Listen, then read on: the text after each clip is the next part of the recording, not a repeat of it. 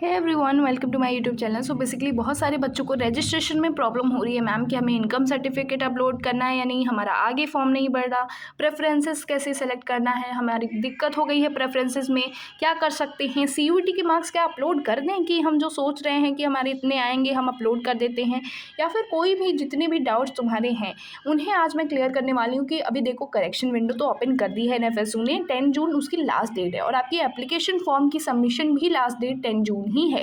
ठीक है, बहुत सारे बच्चों के प्रॉब्लम हो गए हैं, फिक्र बिल्कुल नहीं लेनी है, मैं बिल्कुल आपको एक्सप्लेन करती हूँ आपको कहाँ से चेंजेस करनी है, कहाँ से आप अपने प्रेफरेंसेस चेंज कर सकते हो, क्या कोई मार्क्स डाल सकते हो, क्या आगे मार्क्स डालने के लिए करेक्शन विंडो ओपन हुई है, सारी चीज़ें मैं आपको यहाँ पे डिटेल में एक्सप्लेन करूँगी फॉर ऑल दी प्रोग्राम्स। ठीक है, चलो फिर वीडियो को शुरू करते हैं। सबसे पहले बहुत सारे बच्चों ने कर भी दिया होगा, नहीं भी किया होगा तो उनको बता दूँ, यहाँ से आप अपनी जो है यहाँ से आप अपना अप्लाई कर सकते हो फॉर किसी भी प्रोग्राम के लिए। ठीक है, चलो फिर यहाँ पे चलते हैं। सबसे पहले देखते हैं, ये बात बहुत सारे बच्चे पूछ रहे हो कि मैम हम एक ही फॉर्म एक ही प्रोग्राम के लिए सबमिशन कर सकते हैं या फिर हम और भी प्रोग्राम साथ में सबमिट कर सकते हैं। तो देखो इस बच्चे ने 3 फॉर्म मतलब कि 3 प्रोग्राम्स को सबमिट करा है, 3 साथ में कर सकते हो, एक से ज़्यादा भी कर सकते हो जिसके लिए तुम एलिजिबल हो, जिस चीज़ के लिए तुमने एग्ज़ाम दिया। सपोज़ किसी बच्चे ने physics, chemistry, biology, GAT, English चारों पाँचों दिया है, ठीक है, दिया है। तुम्हारी बायोलॉजी जो है, अगर केमिस्ट्री फिजिक्स जो है ये तुम्हारे बीएससी क्रिमिनोलॉजी के लिए भी एलिजिबल है, और किसके लिए एलिजिबल है, बीएससी एमएससी फॉरेंसिक साइंस के लिए एलिजिबल है, बीबीए एमबीए के लिए मैम जीएटी एलिजिबल है। तो हम तीनों में अप्लाई कर सकते हैं क्या? बिल्कुल अप्लाई कर सकते हो आप तीनों के लिए एलिजिबल हो, तीनों भी अप्लाई कर सकते हो। जितना आप एप्लीकेशन ऑफ फॉर्म सबमिट करना चाहते हो, प्रोग्राम्स में अप्लाई करना चाहते हो, बिल्कुल आप एलिजिबल हो, आप कर सकते हो। ठीक है, यहाँ से अगर बच्चे ने अगर सपोज बीएससी एमएससी कर दिया है और उसे बीएससी क्रिमिनोलॉजी में अप्लाई करना है तो यहाँ से आप अपना अप्लाई कर सकते हो। ठीक है, 3 स्टेप्स में होता है बेटा जी एप्लीकेशन फॉर्म। कैसे होता है? स्टेप 1 होता है प्रोफाइल को सबमिट करना, स्टेप 2 क्या होता है, अप्लाई फॉर दी प्रोग्राम, मतलब कि आपको प्रोग्राम में अप्लाई करना होता है।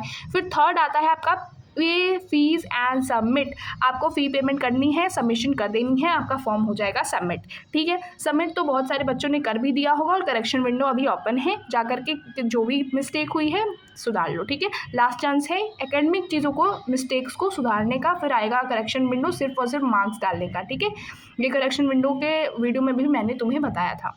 ठीक है, बात करते हैं मैम, जो हमारा फ़ी है वो कितना है, 1800 to 2000 है तुम्हारा रजिस्ट्रेशन फॉर्म। ठीक है, चलो फिर चलते हैं कि कहाँ से मैम हम चेंज कर सकते हैं, क्या कोई चेंजेस कर सकते हैं।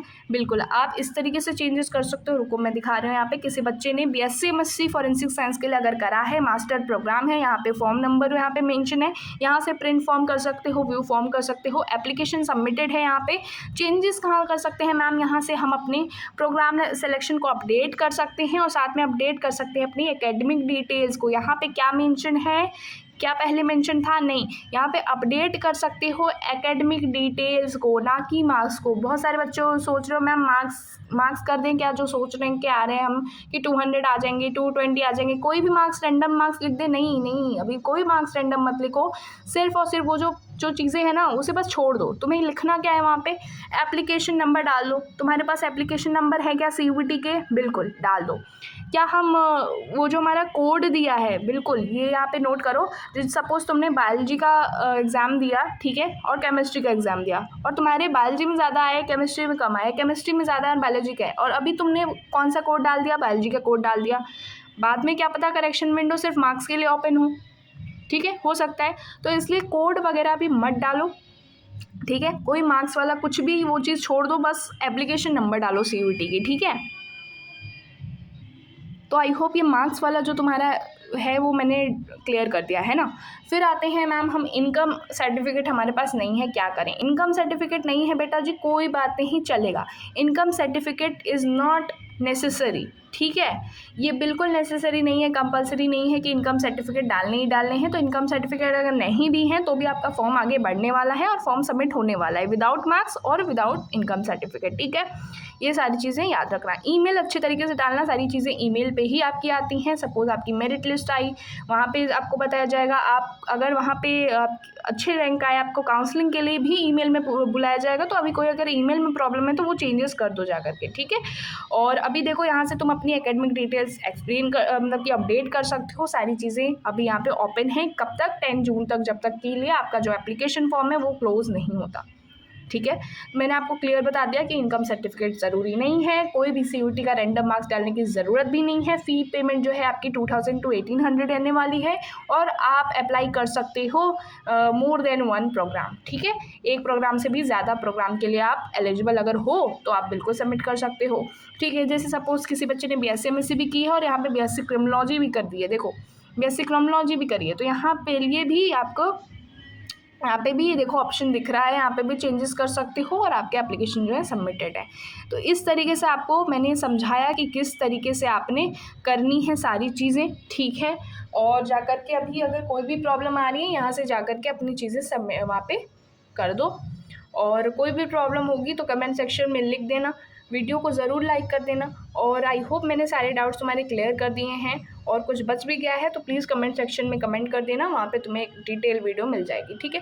और आगे के वीडियोस क्या चाहते हो प्लीज़ वो भी कमेंट सेक्शन में लिख देना कि हमें इस चीज़ पे वीडियो चाहिए, ठीक है, डिटेल, तो वहाँ पे भी मैं आपको वीडियो पे एक्सप्लेन कर दूँगी, ठीक है।